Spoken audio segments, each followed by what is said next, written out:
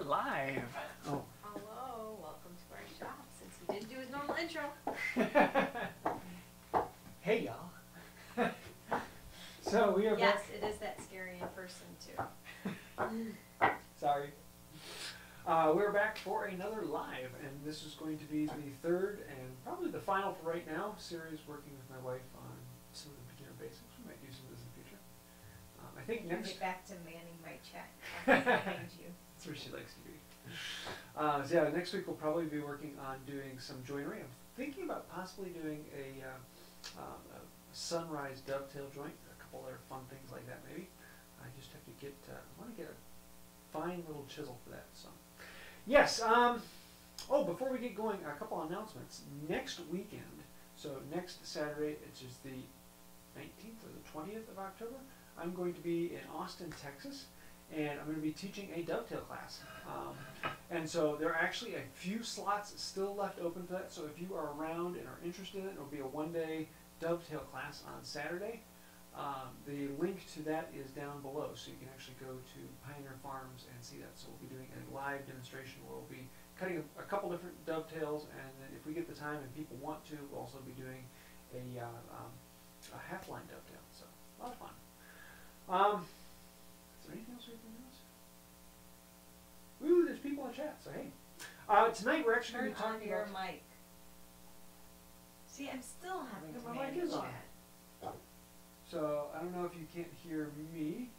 Turn your mic, let me go see. Sound seems... Should be getting it. Will they say no? That's on, that's on. People have spoken. Uh-oh. Can you hear me now? Testing. Testing. Oh, why is it not getting a signal? Did my mic finally die on me? We're working on it. Probably can't hear me anyways. Okay, there, that should be better. Now we're getting a signal on there. Hopefully that works. So I've got my room mic. I'm trying to get the money to get an overhead mic here that always picks up the information. But until then, sorry about that. So hopefully this is working now. But just as a reminder, if you're anywhere near Austin, Texas, next Saturday, so a week from this Saturday, we're going to be doing a... My name is... James. So I was saying, oh, Austin, Texas. We're doing a dovetail class, live dovetail class just outside of Austin, Texas, next Saturday. And there's still a couple slots open for that. So if you want to come hang out with me for a good chunk of a day and learn dovetails, I left a link to that in the description below. And I'm looking forward to that. So it's going to be a lot of fun. Also, there'll be a tool sale the next day at Pioneer Farms as well. So a lot of fun. Tonight we're going to be talking about chisels, as the thumbnail you saw shows off. I always look maniacal now, but I'm just pretending it's because it's Halloween. Yeah, we're going to talk through a couple different types of chisels, how they work, how to chop out, basic things like that, and if we get the time, we'll do a little carving. Because I always have people telling me, wow, I can never do the carving, when really anyone could do this, and she's never done any carving. No. And she's going to carve this. Never. As long as we get the time. No pressure, guys. No pressure. I taught my daughter to carve when she was 7, so yeah, no pressure, babe. She didn't do it live either. Oh, yes. I covered this. These are cool. I just got these in. Oh, was that with the package today? Yes, this is the package today. You may have remembered a while ago I did a video about restoring the scroll saw. And I've had a few people ask me why haven't you done anything on the scroll saw? I showed the project off and I haven't done anything with it. Well, I've been waiting on a few parts, and a good friend of mine, Ed from down in North Carolina, I believe is where he lives. He has a full one, and he wanted to make a set. This is the pedal lever, the treadle lever that actually runs the whole gear, and mine was missing these. Well, he actually found a guy to cast them, and so he cast a set for himself, and he cast a set for me, and he just sent these to me. So these are the parts I've been waiting on, and so hopefully soon we're going to be working on the scroll saw. So table first. Table first. Fine, we'll get the table done. Otherwise, you will come at me with a chisel.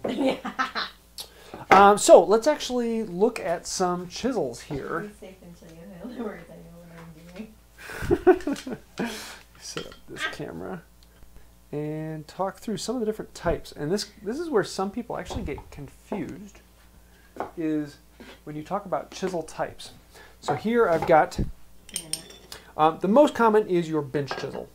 And so this is your average everyday chisel. It's called a bench chisel because it's most commonly found on the bench. This is the wooden handle version from Harbor Freight. It's like $10 for a set of 6. They're not great. The steel's a little bit on the soft side, but not bad. They work well, and for the money, you're not going to have too much of a problem. The handles are junk, and they're not too hard to replace the handle, but if you're just getting started, they work okay. My standard one that I have a go-to is this one. They're from Aldi, which just had the sale. They sell them once a year, and they're actually a really good chisel. The steel is pretty darn decent, and I'm happy with them. One of these days I want to replace the handle. It's not quite what I like. But a bench chisel is your general everyday chisel. This is what 90% of your work is going to be done with. And there's a few other varieties. You also have your carving chisel. Is there something on Sorry, I was trying to comment. You have your carving chisel, which usually has a much lower angle. So like my bench chisels, I keep it like a 25 to a 30 degree bevel angle. This will be like 20 degrees or even lower because they're far more detailed. Now, if you have a lower angle on this, a finer point, it gets dull quicker. But it also cuts much easier because there's a much finer point on there. It'll slice through the fibers. So for end grain or difficult situations, having a really narrow tip is great. And so that's why for carving, you want these. But it's not something you want to bang on, otherwise you're going to break off the tip because it's so thin. And then, of course, you have your gouges and your carving chisels and other shaped flutes. But we're not going to get into that too much. One of the big definitions between chisels is the difference between a tang chisel and a socket chisel. A socket chisel has a socket. Surprise, surprise. Not something you actually stick in a socket. Well, in, like, you the stick electrical. the socket. But, okay. Oh, I see what you're saying. He finally joined us. She told a dad joke. No, it's a mom joke. Oh, a mom joke, okay. So a socket chisel has this tapered head, and it fits into a socket. And they're kind of nice because you can switch out the head. So if you want a different handle, so if you want one for pounding on, or you want one to work with your hand, or you want a longer one for more detail, or you want your phone to ring, you can actually switch out the handle pretty quickly. The problem is, if you pick it up by the handle, one day it's going to drop out on you and hit the ground. You can seat them on there and get them relatively solid, but most of the time you just want to be careful. It's a socket chisel, grab it by the steel, not by the handle. And then, as this one has a problem, you can see that someone took the handle off and they pounded on here. I don't know if you can see that. And so it's all been dented over. So never pound on the socket. Put a handle in there and pound on that. Drives me nuts when people do that. Whereas a tang chisel, which is what I generally prefer, most all mine are tang chisels. The steel, rather than having a socket that goes around the handle, actually has a tang that goes into the handle. And inside it looks like this. And so you have a large tang that wedges into the socket and then has a shoulder that the wood impacts on. And most of the time there is a collar that holds the wood together so that when pushing down on, it doesn't split the wood out. So a fairly good design, and it's my favorite. I don't like pulling handles off. I don't see much of a reason, and so that's what I choose.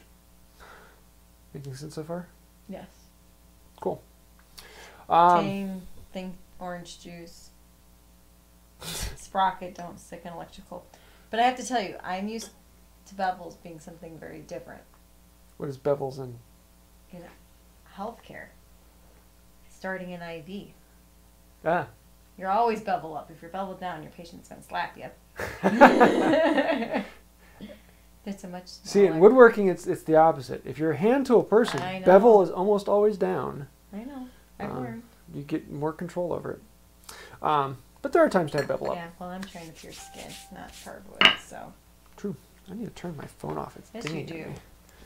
All it does are you people live trying? Long. Are you people live trying to get my phone ring? I had someone the other day live sending me text messages trying to see it on my watch because it pops up with my text message. So if that's you, stop it. They want to see their name. Come on. Yeah. So let's see. What do we have here next? Oh, and then we have this, which is you look at it immediately, it looks like a socket because it has this cone like the socket does. But this is kind of a hybrid. This is a Stanley Everlasting chisel. You're watching. And this actually has a socket and a tang. Only delivered electrical shocks every time. So there's the same steel as this actually goes all the way through the body and then comes out onto a steel cap here. So when you're pounding on this, you're pounding on the same piece of steel. Plus then this is actually a cap that goes around the wood. So it's encapsulated as well as pounded down. Kind of a cool design. I'm not a huge fan of the clunky handle. I mean, feel how heavy that is. I like the weight, but I don't like the clunky handle. I'd like it if it were longer. I probably like it because it's a small handle. Yeah, it would probably fit you a little bit better. So this is kind of like the hybrid in between the two. But most of the time, we're going to be using the standard bench chisel. And so today, this is my go-to chisel, the 1/2-inch chisel. If I only had to have one chisel in the world, it would be a 1/2-inch chisel. If I only had to have one tool in the entire shop, it would be the 1/2-inch chisel. This is like the basic tool, and with this, you can do most anything in the shop. And every other tool in the shop is just another form of a chisel. A plane is just a jig that holds a chisel. A saw is just a bunch of chisels in a row. Even like a table saw is just a spinning disc with a bunch of chisels on it. So once you can master this, you can master anything in the shop. One chisel to rule them all. Yes. And in the darkness, bind them. Can you tell what we've been watching lately? I don't know what you're talking about. So what we're going to be doing today is doing like a mock dovetail here. Chopping that out is a great practice. You have to stay away from the line. You have to chop down in a little ways. You have to pare out. And so we're going to actually be experimenting with that. I'm going to move this down so we can work down here where the camera's at. Try not to bang all the chisels against each other. And then we're going to hold fast. Any comments that are fun? Yeah, they want to text you so that they can. For those of you who have my phone number. Oh, mallet. So. Oh, I hit my step skull for the day. Oh my. Warn a person. Oh, that's one of them that I haven't cleaned out yet. Alright, so I'll move over to this one. There Usually we yell noise before making any loud noise in our house. So, we zoom this in and set up this camera first. And, You're not zoomed. well, I'm in the wrong camera for that one. I was setting that I one. see that. I'm just making sure. So, the two basic movements that a chisel has is number one, it can chop. So I got this line that I want to cut straight down on. What I actually can do is move it back away from that about a 1/16 inch. Because what happens is when I hit it with a mallet, it moves back a little ways. And you can see how the chisel actually moved towards the line. If I had it right on the line, then the chisel would move back past the line. Does that make much sense? Yes. So we're going to do the same thing here. One little hit. And then we can come in here, I'm keeping it beveled down, and I can lift it up and just pare back towards that line.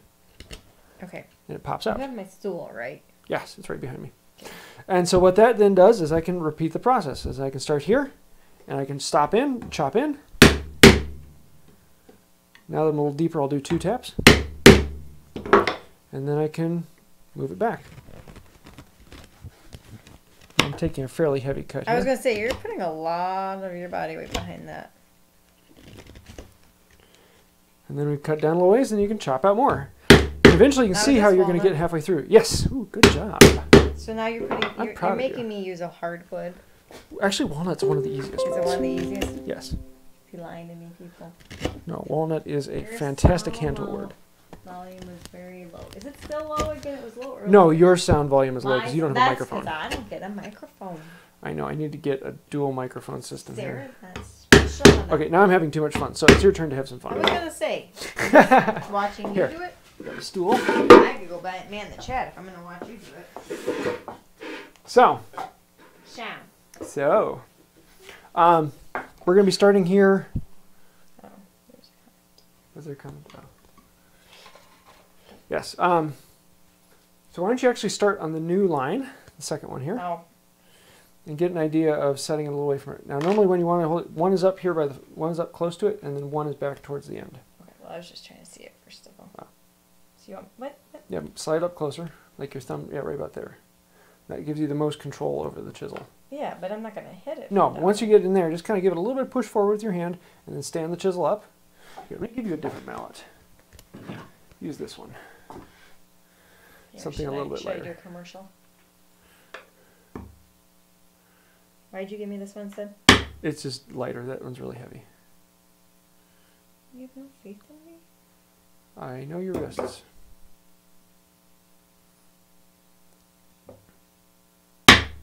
Nice.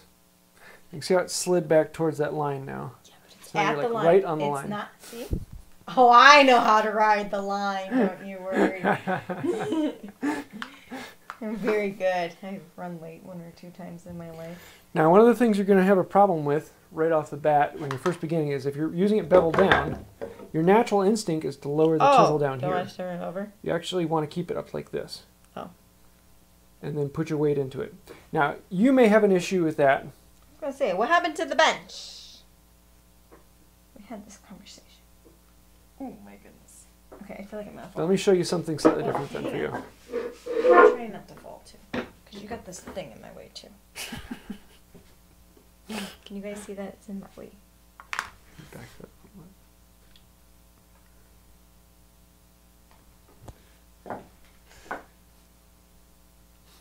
Okay, but do now, I well, do I let go me show down you. or do I go No, that's in? what you're doing right. Now, with a bevel down gives you more control, but your angle of force is in a different plane from where you want it to go. What you can do is you can flip it around and go bevel up, but then you have to lower the angle down here and push in from this end. Which is probably what I naturally. And this is a little bit easier to push, but the it's problem easier is to- if you're you cut this way, and as long as you're working with your hand hand never moves. So you move it here, and you're just hitting, you're hitting.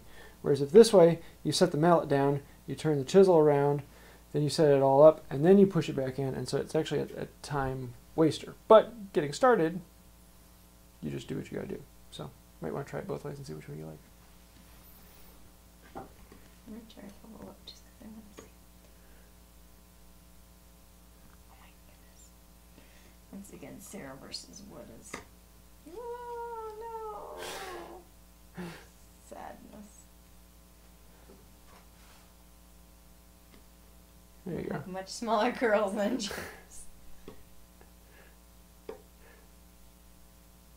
And yes, I sharpened all of the chisels beforehand so that she can have a nice sharp chisel. Oh, this is just Sarah who literally has not touched a chisel before.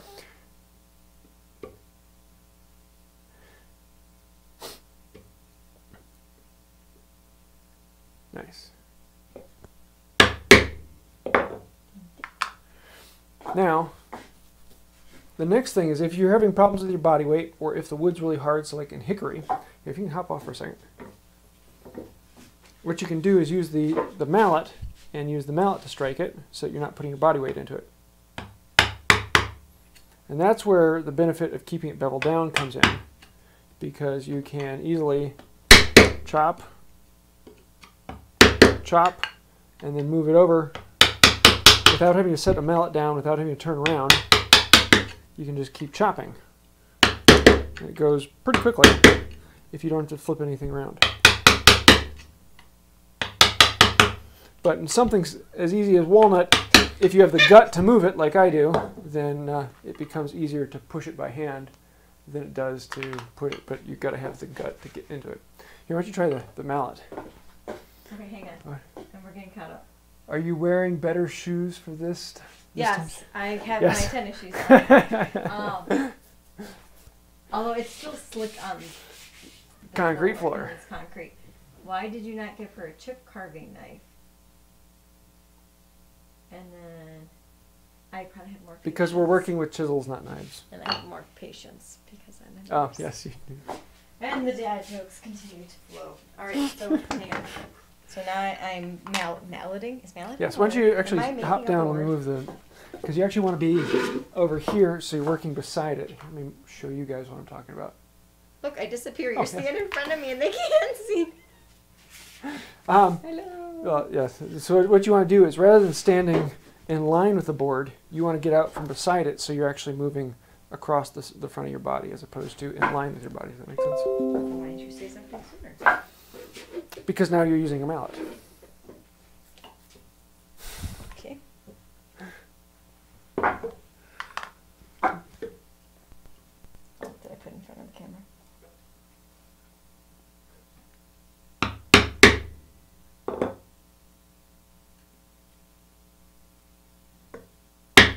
You should do where like they can video themselves and send it in.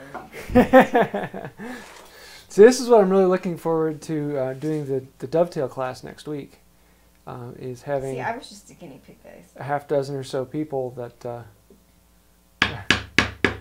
actually get to try this out. See, isn't that much easier? Yes, it is. Why do you always make it do the hard way first? Because oftentimes the hard way is the more fun way. Yeah. Don't you know my ethos by now? I know what you like to do. This way, normal people like to. Oh. Sadness. Okay, what are we at? Okay, then let me show you the next step. So imagine for a moment we've chopped all the way down from this side and we chopped all the way down from the other side. What you want to do now is if you can go close to the line, because you can see here I left about a 1/16 of an inch there. Yeah. I could split that and do like a 32nd of an inch.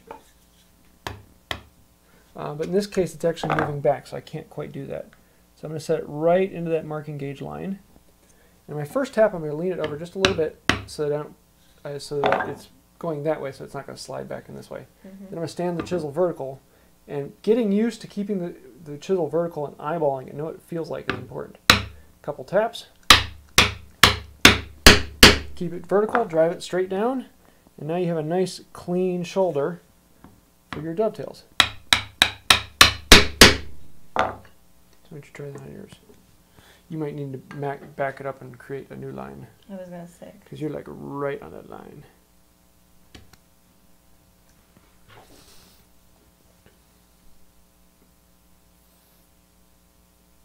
Cool.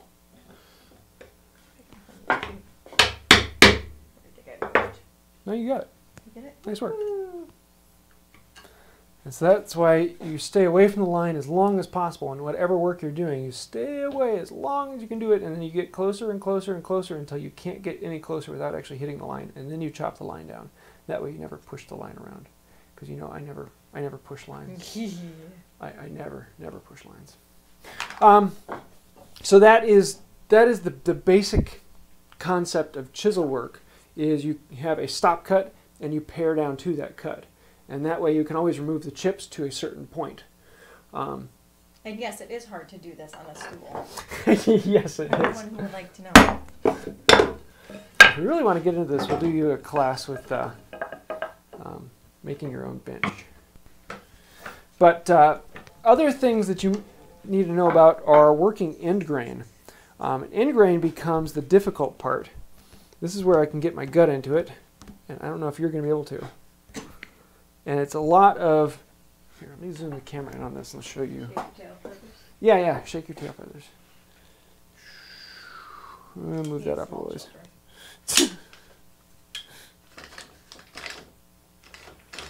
Smallish, they're almost as tall as me.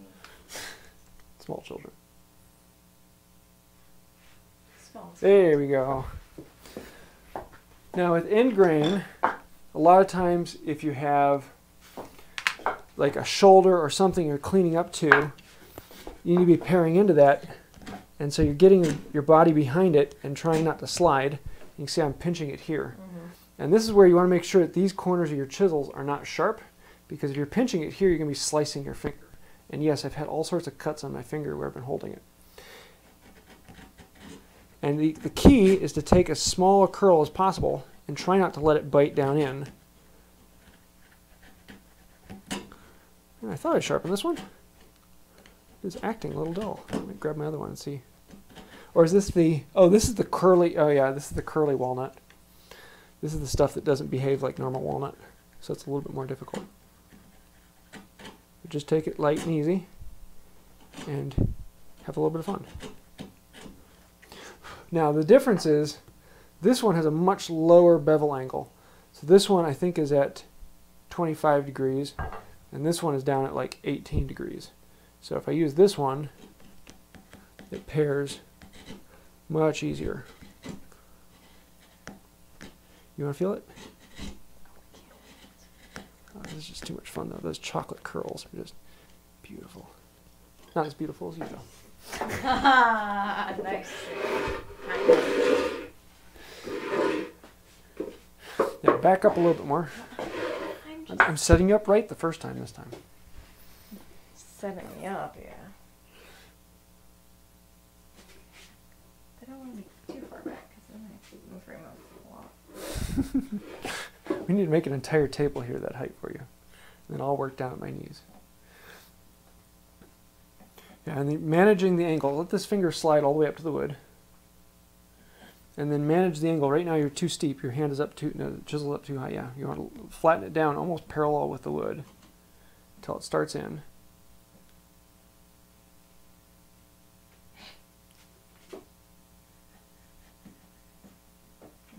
Yeah, now you're diving in deep. Yeah, I see that.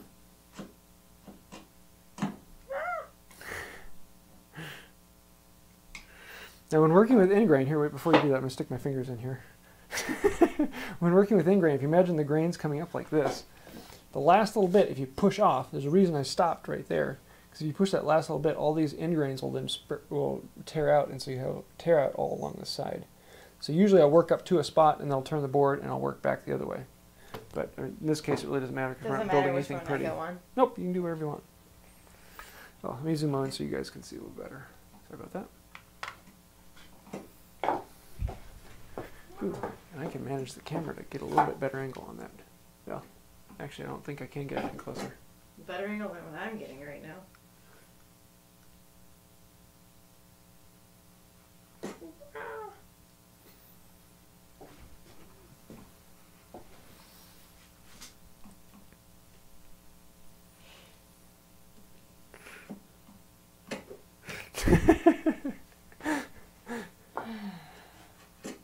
Come on my show, Oh, you're getting it. It'll be fun, he said. There's a reason I'm standing behind you.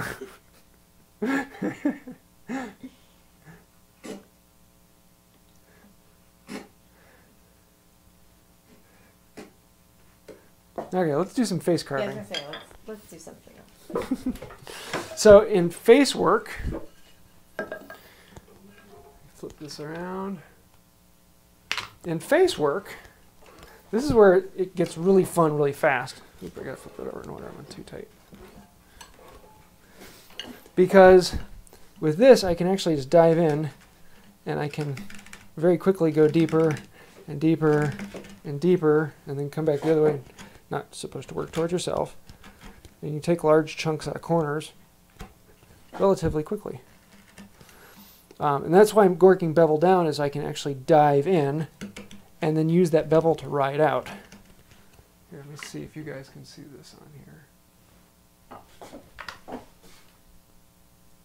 There we go. So if the bevel down, I can dive in and then use that to roll it out and create a really nice curvature underneath. And I'll use this a lot of times for basic shaping of like handles and such.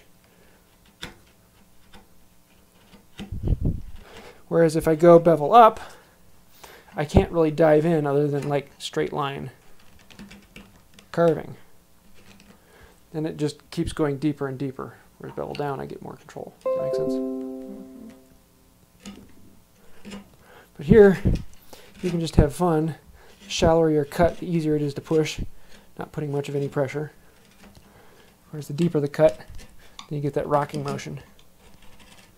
And I love all these curls. Okay, I gotta stop. I'm having too much fun. Here, you can give it a try. You might want to pick a different spot. You probably want to be standing like here.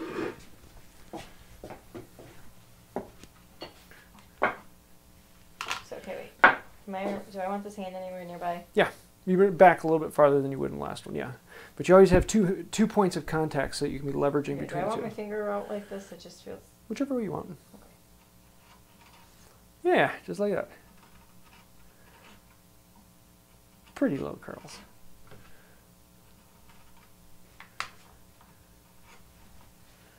Wait, can I try the small one? Sure. Oh, here, let me, you like that one. No, I want a small handle. Oh, I see the small handle. Oh, sorry. Oh, that's so much easier. don't think about. Now that one here, let me show you the difference in thickness. See how thick this is?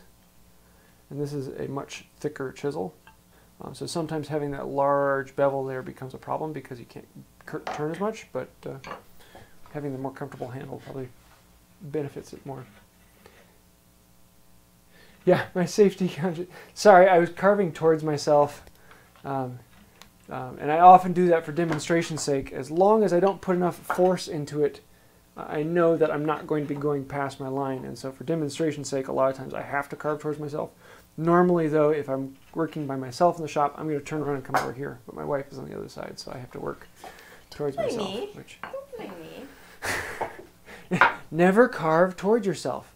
There are a few possibilities that we'll actually talk about that later with working with a V-tool. Is there are times when I do carve towards myself, but I'm using a mallet, which has far more control. Here, let me teach you mallet carving now. Give you this. And so with a mallet work, what you're going to end up doing is light taps. You want me to get off the stool? And with these light taps, naturally you're thinking about a mallet as having far more force, as a mallet is going to power through things. But the mallet is actually giving it far less, but far more focused force. So you can have more impact, but it's a momentary impact, so when it goes a little farther. So that's why you're going to be doing a lot of tapping. But you can take little deeper curls. So here, hold this in your hand, so you're actually holding the head. Yeah, just like that.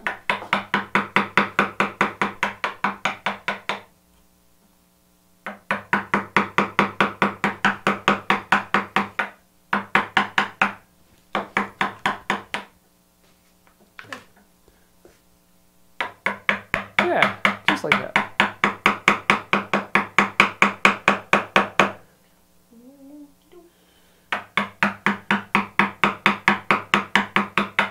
Now, at this point, I'd love to show you a draw knife, but we'll not cover that tonight.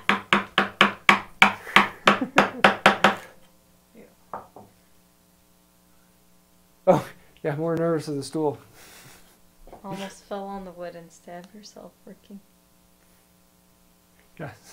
I almost fell. When did I almost fall on the wood? That's why I made her a stable stool as opposed to the other one. Is that the difference? That and the camera always, due to the camera angle, it always makes things look like you're bending at weird angles when you're really not.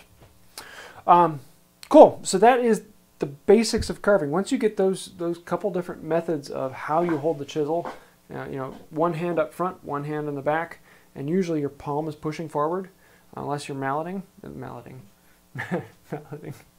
Then if you're doing the mallet, you're grabbing it right in the middle, so it's right in between the tang. But let's actually do some carving, and this is the fun part, because everyone out there thinks I can't carve, and let me tell you, I thought that for years until I thought, you know, one of these days I'm just going to try it just to prove to myself that I can't, and then I did, and I was like, oh, that was easy, and the world has never been the same. So let's set this one up. Different mallet. Where'd the big one go? There it is. So for carving, what you're going to be doing is the exact same movements you just had, except we're going to be using a V-tool on this one. And you'll probably like this because it's much, here, feel that, it's much more dainty tool. It's a dainty tool. I was just going to say less mass, but you know. Like our kids. Here. And so what you're going to want to do is hold that just like you did, right in the middle, and then a mallet in a hand, hold that.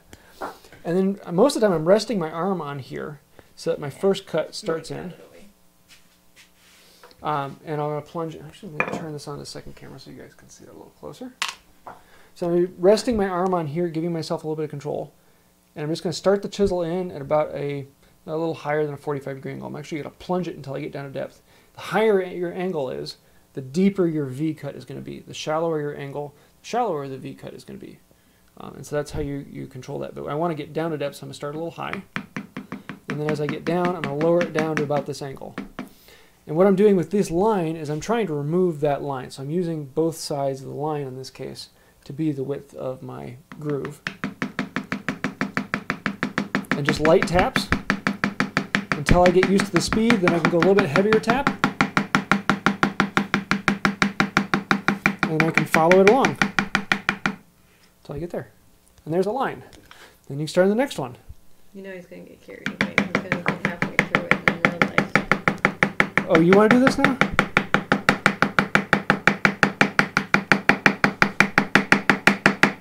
This is so much fun. Here. Now, I'm actually taking fairly heavy cuts on this because I like taking heavy cuts. What you can usually do, so I'll start with this one, is you can come in with a lighter cut and just make a small V, staying on one side of the line, and then you can come through and deepen that V and get the other side of the line. Does that make sense? Here, why don't you give it a try? You did all the easy cuts. What's that? You did all the easy cuts. Here, you can start with that one then. That doesn't look easy. Oh, jeez. Can you make that? Don't stab me! Just make it. You're going to actually want to be over here because you want to be beside it so you can pivot into it.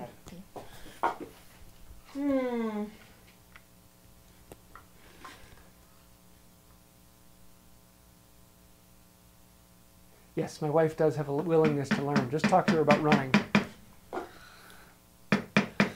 Okay, now you want to lower it down because now you've started into it.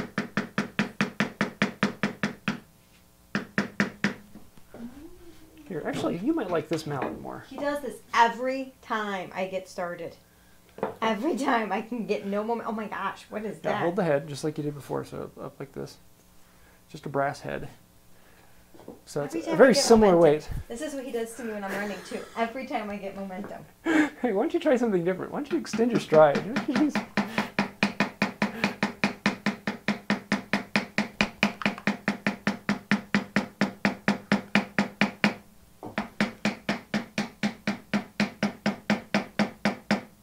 Yeah, now you're going deep, so I can lower it down a little more. Standing on my head for this curve. Standing on your head? It makes sense in my head.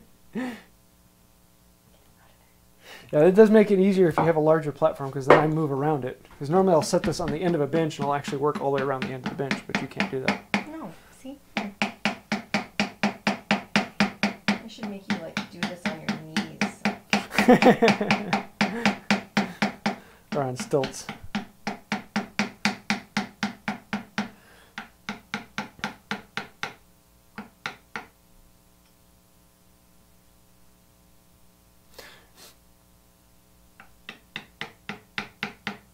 Nice. That's a good plunge cut there. There. That's all it is. Ta-da. Really nice work. Here, why don't you try like this line here? Start at that point and work around this way, and try it lighter. Try just doing one side of the cut. So not going quite so deep.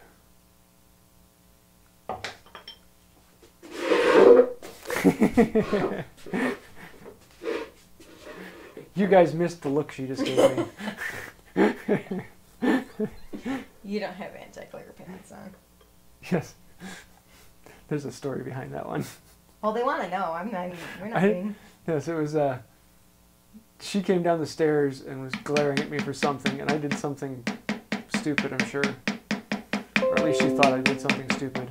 He did something stupid. And I looked at her, and she's glaring at me and said, "You can't glare at me. I have anti-glare pants." He's wearing shorts, so he doesn't have anti-glare pants on.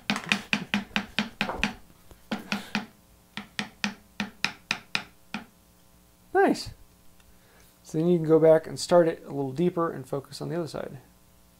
Oh.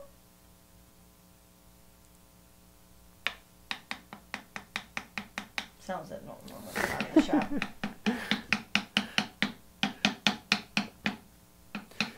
And when you're first getting started, you're going to notice all of the thousands of problems you have, all of the little points where you went off the line a little bit, and you are the only person that will ever notice it. I'm looking at this and I'm thinking, yeah, if I really get down here, I can tell there's a little nick here and a slight problem up there.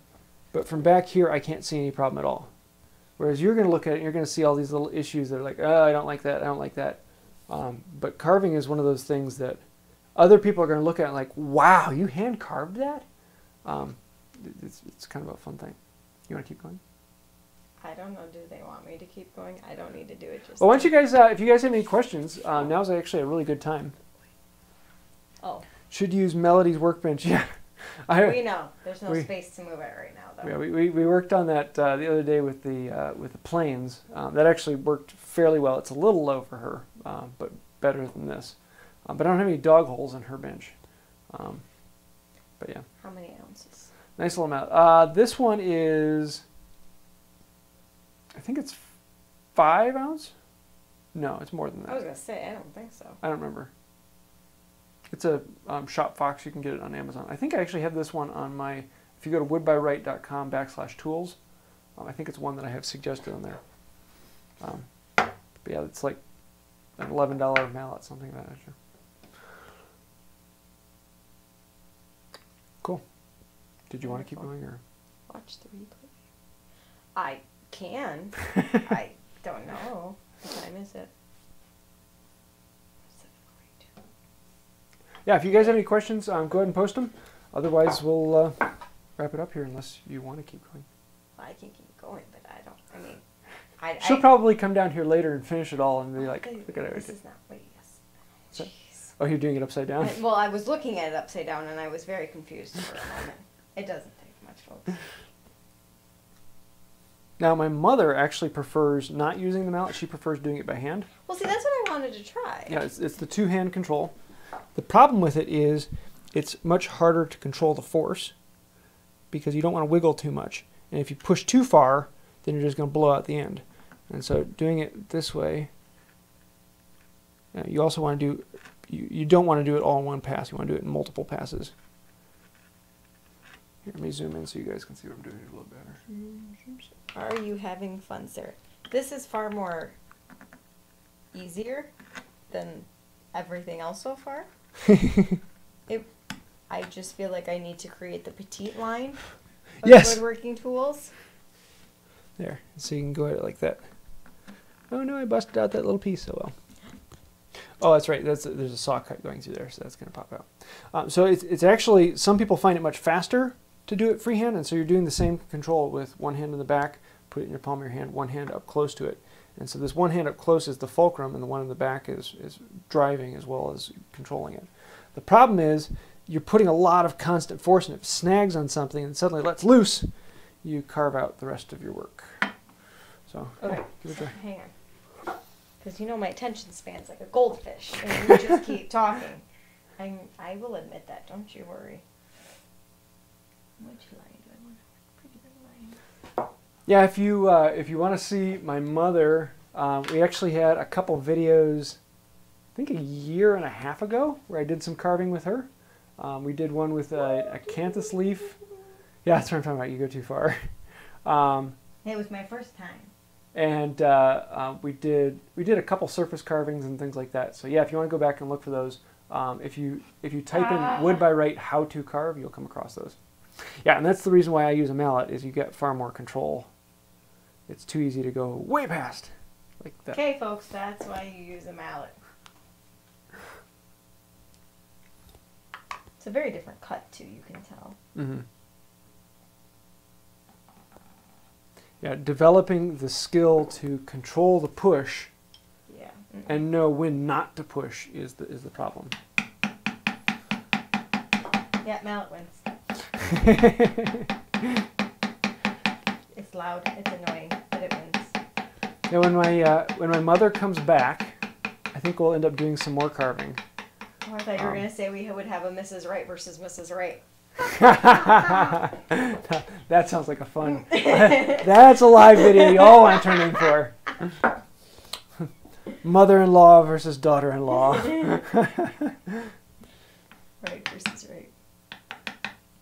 Yeah, and my mother is actually on the Wood by Wright Hive Mind on Facebook, so if you wanted to talk to her. She actually met up with someone else on the Wood by Wright Hive Mind. My mom and dad are in Germany right now, and so they found someone else who's a fan of the channel to give them a tour around Germany. So it's a small world, kind of cool. Grudge match, yes.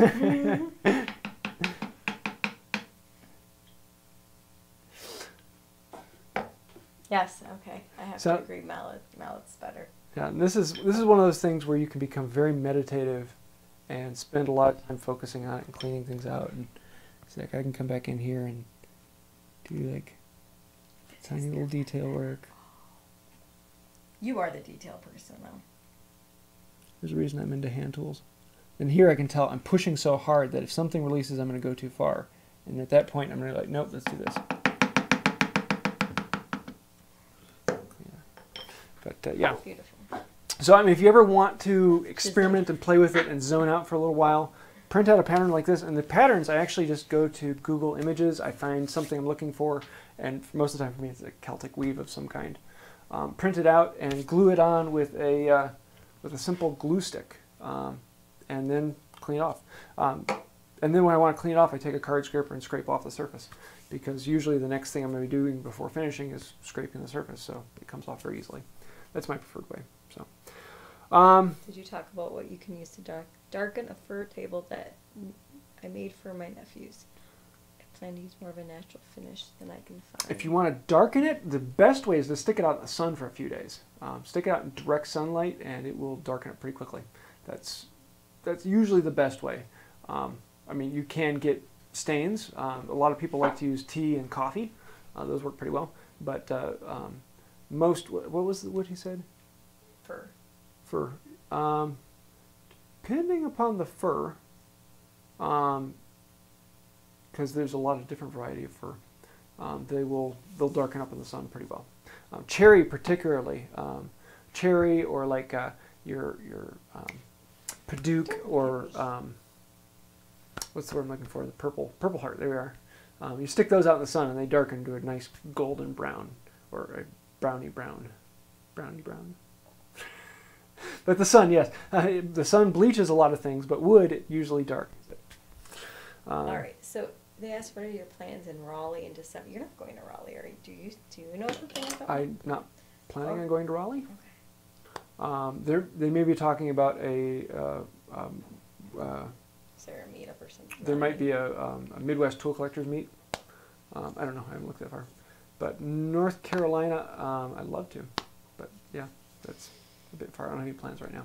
Right. I'm kind of booked out because we're saving the money for the trip to London in May, and Sarah's going to be coming along with me. So if any of you are in the UK and going to Makers Central, we will both be there. And if you have any cool things for us to see that don't necessarily have to be woodworking, let us know that as well. Because we are going sans children. Yes, a week and a few days without kids. Yay. Keep your eyes All right. up. Oh, how long can we go without chiseling this? Or chiseling this? Sharpening sharpening it? this? For a project like this, I wouldn't sharpen it until we're done. And for sharpening, I'm actually just going to grab a strop. Here's a strop. It's just a chunk of leather. And for a V-tool, it's hit one side, hit the other side. And then a V-tool isn't actually a sharp V at the bottom. There's actually a little rounded gouge at the bottom. That's what a lot of people mess up with. And so if you do one side, then you actually have to roll it and slowly work over to the other side and then roll it back over to the other side.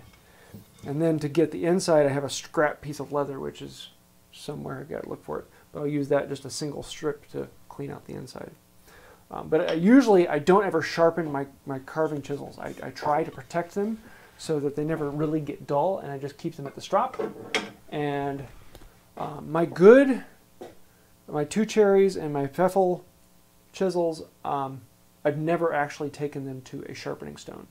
I've just stropped them, so don't mess with it. Yes, your request for Maker Central did help. Request for Maker Central? What? The request for you to go to Maker Central help. And I think they did. For you to be able to get... Oh, yes, yeah, definitely. Yeah. So we will be looking forward to that. Whoa. Want my kids? No. No. We love our children, but no. Cool. Unless anyone has any particular questions, put them in there right now. I think we're about ready to wrap it up. So this has been a lot of fun, and I'm looking at doing a couple joints live, and we'll go back to the other format. That seems to be pretty good with having to man the chat. Sorry, just put a different picture in my head for 2 seconds. Yeah. Get out of that. I don't know why I went that way. I don't know. So I'm hopefully we tired. will do a sunrise dovetail next time. I want to do that, but I need to get a different chisel because I want to get my smallest chisel He is needs 8 a millimeter. different chisel. I do. I need a different chisel. Mhm. And I want to get one. I want to get a good 1/8 inch chisel, which I don't have a good 1/8 inch chisel. Well, I have a. Scandalous. I have a. What is that? It is a 3/32, but this is actually a what's the word? A chasing tool. But I've reground the chasing tool into a chisel. I know it's very much Sarah size. What is that? Can I carve that in? Yeah, actually, there's a whole series of carving chisels that are designed like that. So rather than the two hands this way, He they're always like this. holds out on me. But this one's just a flat chisel. But I want to try it. Yeah, you could probably get 2 hands on that. Yeah, yeah. Off topic, do you speak any other languages other than English? I do not. Sarah, on the other I hand... kind of klein beetje praat Afrikaans. And I took 4 years of Spanish, so hablo español un pequeño. I can count to 10 in 4 languages: English, Spanish, German, and Afrikaans. Yes. There's my linguist abilities right there. Now, if you talk to me about ancient Greek, we can do that, but it doesn't come up very often. Yeah. Yeah. Have you experimented with other carving chisels besides the V-tool and gouges?